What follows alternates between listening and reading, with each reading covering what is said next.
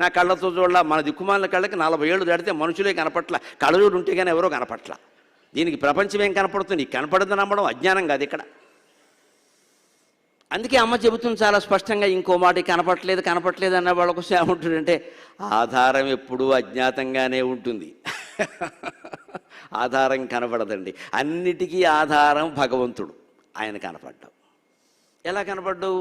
వేరు పరాత్పరుండు. ఏ చెట్టునైనా చూడండి, అర్థమవుతుంది మీకు. పళ్ళతో ఉన్న చెట్టు దేన్నైనా చూడండి, 3ను చూస్తే అర్థం కాదు. పళ్ళతో ఉన్న చెట్టు, ఓ మామిడి చెట్టు శుభ్రంగా రేపు వేసవకాలంలో మామిడి పళ్ళు వచ్చాక చూడండి, అర్థమైపోతుంది.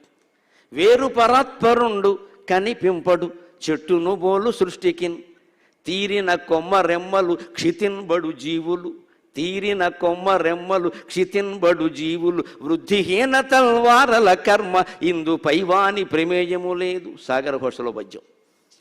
వేరు పరాత్పరుండు